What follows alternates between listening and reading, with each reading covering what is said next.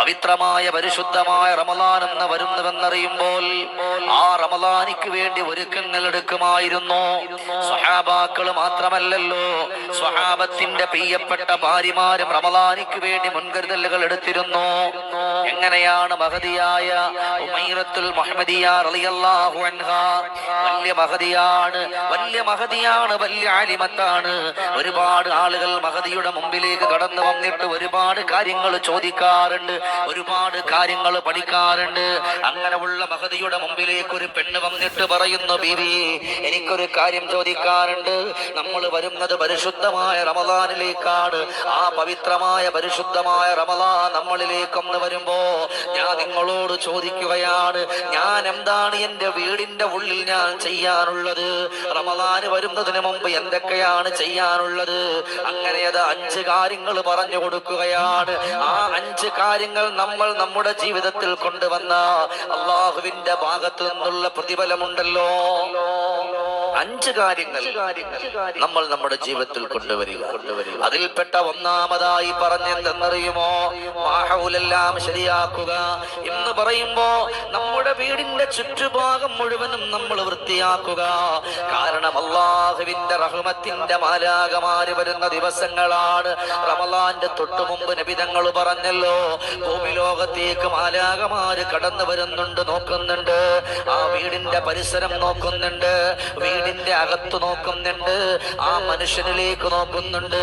അങ്ങനെയുള്ള പരിശുദ്ധമായ റമളാൻ എന്ന കടന്നു വരുമ്പോ അതിനു വേണ്ടിയിട്ട് മുൻകരുതലുകൾ എടുത്തിട്ട് അതിനു വേണ്ടി നല്ല മനസ്സോടെ നല്ല നീയത്തോടെ നമ്മൾ മുന്നോട്ട് വരുമ്പോ അള്ളാന്റെ മലക്കുകൾ പറയും, കണ്ടോ അവനവന്റെ വീട് വൃത്തിയാക്കിയല്ലോ, അവനവന്റെ വാഹനം വൃത്തിയാക്കിയല്ലോ. എല്ലാം ഒരു മുൻകരുതലുകളാണ്.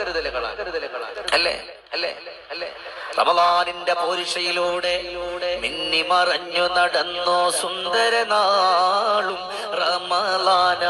എന്തൊരു അത്ഭുതമാണിത് കേട്ടോ സോദരേ, അത്ഭുതമായൊരു കഥകളുമുണ്ടി റമളാൻ എന്നുണ്ടുമേ, കൽബകം നിറയുന്ന പൂവുമേ.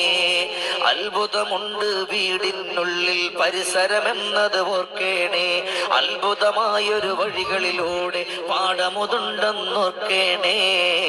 ആ മുത്തിൻ മാതൃകാലെ പാരിൽ ദുനിയാവിൽ നടന്നതിലുള്ള അജബാണല്ലോ.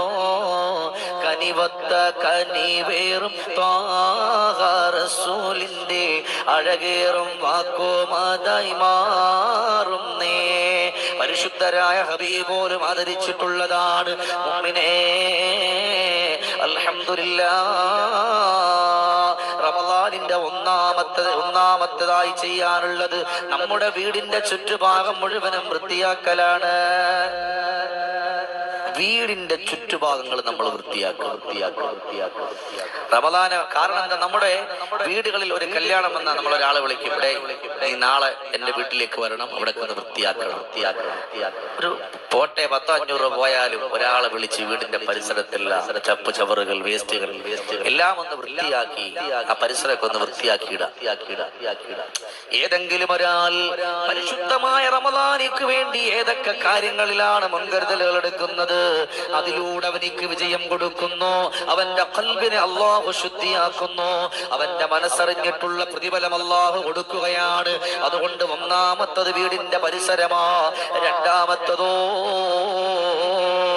മനസ്സല്ലാഹുവിലേക്കും നടുപ്പിക്കലാണ്. എന്ന് പറഞ്ഞ വീടിന്റെ ഗേറ്റടച്ച് പൂട്ടിയിടാനല്ല, ഇനി റമളാനാണല്ലോ, ആളുകളെ പിരിവിന് വരുമല്ലോ എന്ന് പറഞ്ഞ് വീടിന്റെ ജനാലകള്, വീടിന്റെ വാതിലുകള്, വീടിന്റെ ഗേറ്റുകൾ പൂട്ടിയിടാകരുത്.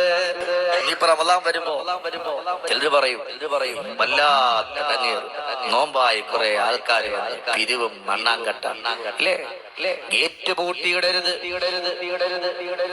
ആളുകൾ പിരിവിന് വരുമെന്ന് പറഞ്ഞിട്ട് പൂട്ടിയിടരുതെന്നും പറഞ്ഞ് തുറന്നിടാനും പാടില്ല. അപ്പോസ്താദെ ഗേറ്റ് ഇങ്ങനെ തുറന്നു മലത്തിയിടണോ? അങ്ങനല്ല. ഗേറ്റ് സാധാരണ അടയ്ക്കും പോലെ അടച്ചിടുക. അല്ലെങ്കിൽ വല്ല പട്ടിയോ പൂച്ചയൊക്കെ വന്ന് കയറിയ ഉള്ളത് നമ്മൾ വൃത്തികേടാക്കൂലേ? അങ്ങനെ പൂട്ടാൻ പാടില്ല, പൂട്ടിയിടരുത്. അത് അല്ലാഹുവിന് ഇഷ്ടമല്ലല്ലോ, അത് പടച്ചവനിക്ക് ഇഷ്ടമല്ലല്ലോ. അല്ലാഹുവിന് പകരമായി റബ്ബ് നിങ്ങളോട് ചോദിക്കുമല്ലോ. അതുകൊണ്ടാണ് മഹദിയോട് പറഞ്ഞപ്പോ മഹദിയോട് പറഞ്ഞു കൊടുത്തു, ജീവിതത്തിലെ ഏറ്റവും വലിയ സൗകുമാര്യത ഏതെന്നറിയോ? റമളാനിന്റെ മുന്നൊരുക്കത്തിലൊന്ന് വീടിന്റെ പരിസരമാണെങ്കിൽ, രണ്ടാമത്തതോ മനസ്സുകൊണ്ട് അല്ലാ റമളാനിൽ എന്ത് വന്നാലും ഏറ്റെടുക്കുമെന്നുള്ള ചിന്തയുണ്ടാവുക. മൂന്നാമത് പറഞ്ഞു, റമളാനിന്റെ ഏതെങ്കിലും ഒരു ദിവസത്തിൽ ഒരാളെയെങ്കിലും നോമ്പ് തുറപ്പിക്കുമെന്ന് മനസ്സുകൊണ്ട് കരുതുക.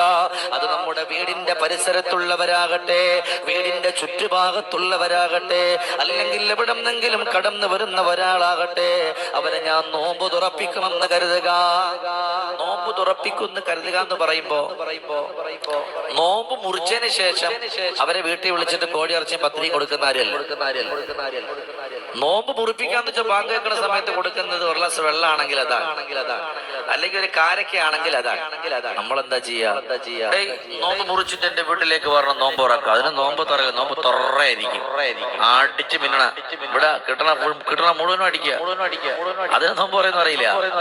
നോമ്പ് തുറപ്പിക്കാ ഒരു കാരക്കയെങ്കിലും മേടിച്ച് ഞാൻ കൊടുക്കും. നമ്മുടെ വീടിന്റെ ചുറ്റുഭാഗത്തുള്ള പള്ളികളുണ്ടല്ലോ, ആ പള്ളിയിൽ ഒരു പാക്കറ്റ് ഈത്തപ്പഴമെങ്കിലും ഞാൻ എന്റെ വകയായി കൊടുക്കും എന്ന് പറഞ്ഞിട്ട് നിങ്ങൾ നിറഞ്ഞ മനസ്സോടെ ഒരാളെയെങ്കിലും നോമ്പ് തുറപ്പിച്ചാൽ അൽഹംദുലില്ലാഹ്, അതെത്രയോ സന്തോഷമാണ്, അതെത്ര ആനന്ദമാണ്, എത്ര ആഹ്ലാദമാണ്.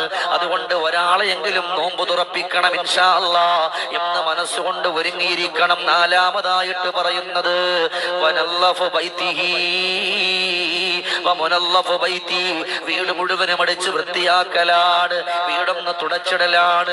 ചിലന്തി വലകളൊക്കെ ഉണ്ടെങ്കിൽ അതൊക്കെ അടിച്ചിറക്കലാണ്. അങ്ങനെ ചിലന്തി വലകളൊക്കെ ഒരു വീടിന്റെ അകത്തട്ടിലുണ്ടെങ്കിൽ ഹമ്മല്ല തങ്കത്തിയു അബദാ, പോകാത്ത ദാരിദ്ര്യം അല്ലാഹു കൊടുക്കുമല്ലോ. വീടിന്റെ എല്ലാ പരിസരങ്ങളിലും ചലന്തി വലകൾ പിടിച്ച് കിടക്കുന്നുണ്ടെങ്കിൽ ആ ചലന്തി വലകളൊക്കെ ഒന്ന് അടിച്ചു വൃത്തിയാക്കുക. പല്ലുകൾ കാഷ്ടിച്ചിട്ടുണ്ടെങ്കിൽ അതൊക്കെ ഒന്ന് വൃത്തിയാക്കുക. അതുപോലെ വേസ്റ്റായിട്ടുള്ള തുണികളൊക്കെ ഉണ്ടെങ്കിൽ അതൊക്കെ ഒന്ന് മാറ്റിവെക്കുക. വസ്ത്രങ്ങളൊക്കെ അടുക്കി വെക്കുക. കിടക്കുന്ന പായകളും അതുപോലെ എല്ലാം അതുപോലെ മടക്കി വെക്കുക. അതും കഴിഞ്ഞിട്ടില്ലല്ലോ, വീടിന്റെ അകത്തട്ടില് സുഗന്ധദ്രവ്യങ്ങൾ നമ്മൾ പുരട്ടുക. അതിനാണ് ചില ദിവസങ്ങൾ മഹാരഥന്മാരായ സ്വഹാബത്തൊക്കെ സുഗന്ധം പുരട്ടുമായിരുന്നു. റമളാനിക്ക് മുമ്പ് ശഅബാനില് അതിനോട് അടുത്തുകൊണ്ടിരിക്കുന്ന ദിവസങ്ങളിൽ ഊദ് പുകപ്പിക്കുമായിരുന്നു. എന്തിനെന്നറിയുമോ? അള്ളാന്റെ മലക്കുകൾ വരുന്നവരാണല്ലോ, നമ്മൾ റമളാനിക്ക് വേണ്ടി ഒരുങ്ങിയെന്നവരെന്നറിയട്ടെ. ആൾക്കാരെ കാണിക്കാനല്ല, റമളാനിക്ക് വേണ്ടി നമ്മൾ ഒരുങ്ങിയെന്നവരെന്നറിഞ്ഞോട്ടെ. അതുകൊണ്ട് വീടിന്റെ അകത്തട്ടിൽ വീടൊക്കെ ഒന്ന് തുടച്ച് വൃത്തിയാക്കി, വീടൊക്കെ നടിച്ച് വൃത്തിയാക്കി ശുദ്ധിയാക്കാം. എന്തിനെ? പരിശുദ്ധമായ റമളാനല്ലേ വരുന്നത്. ആ റമളാനിക്ക് വേണ്ടിയിട്ട് എന്റെ മുഅ്മിനെ, നമ്മളെ ഇപ്പോഴല്ലേ നമുക്ക് വലിയ വാർത്ത വീടും ഒക്കെ വന്നത്. പണ്ടുള്ള കാലഘട്ടത്തിലുള്ള പാവപ്പെട്ട സാധുക്കളായ ഉമ്മമാര് വീടെങ്ങനെ വൃത്തിയാക്കാന്നറിയോ? നല്ല ഓലയിട്ട വീടായിരിക്കും, അല്ലെങ്കിൽ ഷീറ്റിട്ട വീടായിരിക്കും. ആ വീട്ടിന്റെ ഒക്കെ ഉള്ളിൽ ചാണകവും അതുപോലെ കരിയോയിലും തേച്ചിട്ട് ഒരുമിച്ച് ഇങ്ങനെ തളിക്കും.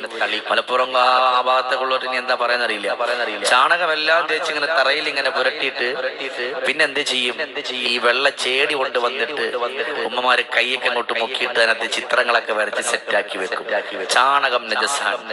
ആ നജസിന്റെ പുറത്ത് നിസ്കരിച്ചാൽ എങ്ങനെ നിസ്കാരം ശരിയാവുക? പാവങ്ങള് സാധുക്കളാ, പണ്ടുള്ളവർക്ക് അറിയില്ല, അവർക്ക് അതൊക്കെ ഉള്ളൂ. ചാണകം അല്ല നജസല്ലേ, ആ നജസിന്റെ പുറത്ത് നിസ്കരിച്ചാൽ എങ്ങനെ ശരിയാവുക? പണ്ടുള്ളവരങ്ങനെ ഉണ്ടായിരുന്നു. അല്ലാഹു തആല കാത്തുരക്ഷിക്കട്ടെ. വീട് വൃത്തിയാക്കുക എന്ന് പറയുമ്പോ വീട്ടിന്റെ ഉള്ളിലുള്ള മാലിന്യങ്ങൾ വൃത്തിയാക്കലാണ്. നീ നിന്റെ വീട് വൃത്തിയാക്കണമെന്ന അതിലുണ്ട് റബ്ബുന തൃപ്തിയും അതു നന്നാ. അൽഹംദുലില്ലാഹ്, ശുചിത്വമെന്നത് റബ്ബുന ഇഷ്ടപ്പെടുന്നതുമാണു എന്നാൽ മെച്ചമാ. അൽഹംദുലില്ലാഹ്, റബ്ബ് സീനത്തുള്ളതാ, അതുകൊണ്ട് റബ്ബും സീനത്തിനതകുന്നതാ. അല്ലാഹു സൗന്ദര്യമുള്ളവനാണ്. അല്ലാഹു നല്ല സീനത്താണല്ലോ. അതുകൊണ്ട് റബ്ബിന് വല്ലാത്ത ഇഷ്ടമാണ് സൗന്ദര്യവും. എന്ത് സൗന്ദര്യം എന്നറിയുമോ? നമ്മുടെ മുഖത്തുള്ള സൗന്ദര്യമല്ല, നമ്മുടെ ഖൽബിന്റെ സൗന്ദര്യമാണ്. ആ ഖൽബ് സൗന്ദര്യമുള്ള ആൾക്ക് അവന്റെ വീടിന്റെ സൗന്ദര്യം വരുത്താൻ കഴിയുള്ളൂ. ഒരു മനുഷ്യന്റെ ഖൽബ് നല്ല സൗന്ദര്യമുള്ളതാണ്, അവന്റെ ഖൽബ് നല്ല ശുദ്ധമുള്ളതാണെന്ന് എങ്ങനെ അറിയാന്നറിയോ? അവന്റെ വീട് കണ്ടാലേ, അവന്റെ വീടിന്റെ ഉൾഭാഗം കണ്ടാലറിയാം. നല്ല വൃത്തിയായി നല്ല ഭംഗിയായി സൂക്ഷിച്ച് എല്ലാം അടുക്കി വെച്ച് നല്ലതുപോലെ ഇരിക്കുന്ന ഒരു വീടാണെങ്കിൽ അവന്റെ ഖൽബും ശുദ്ധിയാണ്. ഒരു വീട്ടിലേക്ക് പോയി നോക്ക്, അവിടെ എല്ലാം വാരി വലിച്ചിട്ട് കുറെ പിന്നെ പാത്രങ്ങൾ ഒരു മൂലക്ക്, കുറച്ച് വേസ്റ്റ് തുണി വേറൊരു മൂലക്ക്, അല്ലേ റൂമിലേക്ക് അങ്ങോട്ട് കയറാൻ പറ്റത്തില്ല. അങ്ങനത്തെ ഒരവസ്ഥയാണെങ്കിൽ ആ വീട്ടിലുള്ള ആളിന്റെ മനസ്സും അതുപോലെയായിരിക്കും. ഇടുങ്ങിയ മനസ്സായിരിക്കും, പറന്നിടക്കുന്ന മനസ്സായിരിക്കും. അതുകൊണ്ട് ഒരു മനുഷ്യനെ മനസ്സിലാക്കാം അവന്റെ വീടിലൂടെ. ചില ആളുകൾ പറയാറുണ്ട്, ഒരു മനുഷ്യന്റെ കൈയെഴുത്ത് കണ്ടാൽ അവന്റെ മനസ്സിനെ മനസ്സിലാക്കാൻ പറ്റും. നല്ല ഹാൻഡത്തിങ് അല്ലേ? അതുപോലെ അവന്റെ സ്വഭാവം ഉണ്ടാവും. എന്നാൽ എന്റെ പ്രിയപ്പെട്ട മോമിനെ പഠിച്ചുകൊള്ളുക. നല്ല മനസ്സോടുകൂടി നല്ല നീയത്തോടുകൂടിയിട്ട് വീട് മുഴുവനും അടിച്ച് വൃത്തിയാക്കി വെക്കുക. അതും കഴിഞ്ഞിട്ടില്ല, അല്ലാഹുവിന്റെ ഖുർആൻ എടുത്ത് റെഡിയാക്കി വെക്കുക. ഈ പെണ്ണിനോട് പറയുന്നു, മോളെ പടച്ചവന്റെ ഖുർആൻ എടുത്ത് നല്ലതുപോലെ ഒരുക്കി വെക്കണം. ആ ഖുർആൻ നല്ല ഒരു സ്ഥലത്ത് വെക്കണം. മനസ്സിൽ ഒരു നീയത്ത്, റബ്ബേ ഖുർആനിന്റെ ഒരു പേജെങ്കിലും ഞാൻ ഓതുമല്ലോ, ഖുർആന്റെ ഒരു പേജെങ്കിലും ഞാൻ ഇഷ്ടപ്പെടുമല്ലോ, ഖുർആന്റെ ഒരു വരിയെങ്കിലും ഞാൻ ഓതുമല്ലോ. ഇത് റമളാനിക്കല്ല, റമളാന് വരുന്നതിന്റെ തൊട്ടു മുമ്പ് നമ്മൾ ഇങ്ങനെ മനസ്സ് വെച്ചിട്ട് ഓതിയാൽ അൽഹംദുലില്ലാഹ് അത് ജീവിതത്തിൽ നല്ല മെച്ചമാണ്. ഖുർആനെ ഓതുക, ഓതാൻ വേണ്ടിയിട്ട് ഖുർആനെ ഒരുക്കി തയ്യാറാക്കുക. എന്ന് വെച്ചാൽ ഖുർആൻ നിങ്ങൾ ഉണ്ടാക്കാനല്ല പറയാ, വീട്ടിന്റെ ഉള്ളിലുള്ള ഖുർആൻ അതിനെ ഒന്നെടുത്ത് ഭദ്രമായി വെക്കണം. ഇൻഷാ അല്ലാഹ് ഞാനത് കണ്ടു ഓതാൻ പോവുകയാണ്. ആ ഒരു ചിന്ത നമ്മുടെ ഖൽബിന്റെ ഉള്ളിൽ വരിക. അതുമാത്രവുമല്ലല്ലോ പിന്നീട് അവിടെ നിന്ന് പറഞ്ഞു പോകുന്ന ഒരു വാക്കേതെന്നറിയോ? അത്തൗബത്തു ഇലല്ലാഹ്. നിന്റെ വീട്ടിന്റെ ഉള്ളിൽ ഇരുന്നു കൊണ്ട് പെങ്ങളെ നീ തൗബ ചൊല്ലുക, നല്ലതുപോലെ തൗബ ചൊല്ലുക. അസ്തഗ്ഫിറുല്ലാഹ റബ്ബി മിൻ കുല്ലി ദംബിൻ വ ഖതീഅത്തിൻ വ അതൂബു ഇലൈഹി. ഏറ്റവും നല്ല തൗബയാണ്. നമ്മളെല്ലാവരും മനസ്സ് കൊടുക്കണം. എന്തിനേറെ മഹാനായ സിദ്ദീഖുൽ അക്ബർ തങ്ങൾ പോലും കരഞ്ഞത്, ഇലാഹി ലസ്തു ലിൽ ഫിർദൗസി അഖ്ലാ വലാ അഖ്വാ അലാ നാരിൽ ജഹീമി فهب لي توبة قبل الممات فإنك غافر الذنب العظيم. സ്വർഗം കൊണ്ട് സന്തോഷ വാർത്ത അറിയിച്ച മഹാനുഭാവൻ പറയാണ്, ഇലാഹി ലസ്തു ലിൽ ഫിർദൗസി അഖ്ലാ. നിന്റെ ഫിർദൗസിലേക്ക് വരാൻ എനിക്കൊരു അമലില്ലല്ലോ, എനിക്കൊരു നന്മയില്ലല്ലോ. വലാ അഖ്വാ അലാ നാരിൽ ജഹീമി. നിന്റെ കത്തിയാളുന്ന നരകമുണ്ടല്ലോ, ആ നരകത്തിലേക്ക് പോകാൻ എനിക്ക് കഴിയില്ല. അതുകൊണ്ട് ഫഹബ്ലി തൗബതൻ ഖബ്ലൽ മമാതി ഫഇന്നക ഗാഫിറുൽ ദംബിൽ അളീമി. അതുകൊണ്ട് റബ്ബേ തൗബ ചെയ്യാൻ നമ്മുടെ മനസ്സിന് സന്തോഷം നൽകണേ അല്ലാഹ്. തൗബയുടെ കവാടങ്ങളിലൂടെ തുറന്നു വരാൻ മനസ്സ് അനുവദിക്കണേ അല്ലാഹ്. എല്ലാവരും എന്റെ കൂടെ ഒന്ന് ചൊല്ലണേ. അല്ലാഹ് തിരുപേരും തുതിയും സ്വലവാത്തും അതിനാൽ തുടങ്ങുവാൻ അരുൾ ചെയ്ത വേദാംബർ ബിൽ കുതുബി റബ്ബാനി വൽ ഗൗതി സമദാനി നജ്ജിനാ മിൻ കുല്ലി ആഫാതി യാ അല്ലാഹ്. ആലം ഉടയവൻ ഏകല്ലരുളാലേ ആയേ മുഹമ്മദ വർഗിളയാണോ കിളയിലോ വൻകിളയായോവർ എല്ലാ ദിശയിലോ കേളി മികച്ചോവർ സുൽത്താനുൽ ഔലിയ എന്നോ പേരുള്ളോവർ സീതവർദായും ബാവായും ആണോവർ പാവമോദോവിന്ന് കുത്തുബായി വന്നോവർ വാനം മദഴിയിലോ കേളി മികച്ചോവർ ബിൽ കുത്തുബി റബ്ബാനി والغوث صمداني نجينا من كل آفات يا الله